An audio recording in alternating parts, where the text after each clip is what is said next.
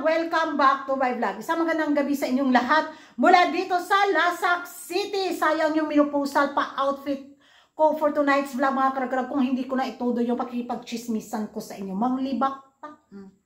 Magchismisan tayo dito sa ating mga kapitbahay na taga Black Hole ba na kung saan ako ginamit na naman ang pins para sumikat yung papageant ni Uncle sa Miss Grand Thailand 2024. Napanood ko yung mga pa-eksena galore pero hindi ko na lang mailagay yung video dito dahil iwas copyright tayo mga karag-karag. Nako, gamit na gamit ang Pinas. May isang kandidata talaga doon talagang, mabuhay Philippines! Ay, anong ganap? Bakit sinali ang Pilipinas sa kanyang pa-introduction? Mabuhay Philippines! Hello, siguro gusto niya mag-trending, gusto niya mag-viral sa social media. Kaya talagang to mention siya sa Pilipinas. Kaso nga lang, hindi siya na-viral mga karag-karag. Sorry lang. Tapos, yung mga kaganapan sa pa-swimsuit round nila mga karagdag kung saan pinag-uusapan din ng mga kaibigan at mga chismoso at chismosa nating taga-Tacos na kapitbahay na kung saan mga bigaon kaayo, mga bigatla kaayo nirampahan, mga igatot kaayo, mga puan, paki ay kimbot ba? Nasubrahan talaga, tapos may pasampal-sampal system para pak akin yung asawa mo, pak inagaw mo yung jowa ko, yung ganong pa-eksena. Halakam kayo mo pageant pa ba to?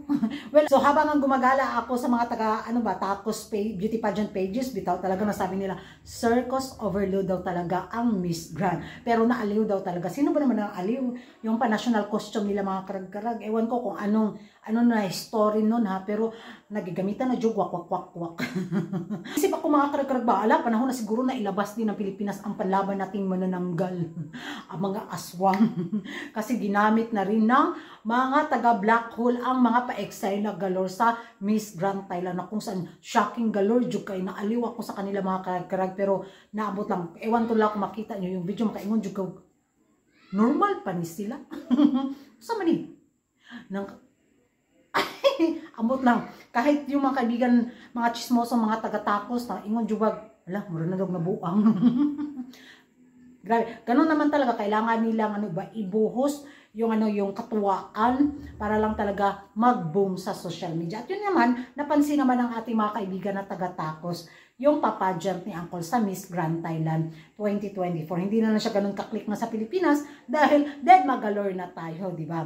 So, ewan ko sa inyo mga karagkar kung ano yung magiging reaction nyo kung sakaling napanood nyo yung mga pa-video clip sa kaganapan sa Miss Grand Thailand. Ano kaya masasabi nyo? Magkapareho kaya tayo ng reaction? Nakaingon jugog. Ay, paghubo na lang mo, pagbilangkad na lang mo. Para, makaingon dyan tabag, ay, binigay na lahat. Oh, di ba? Kasi, wala eh.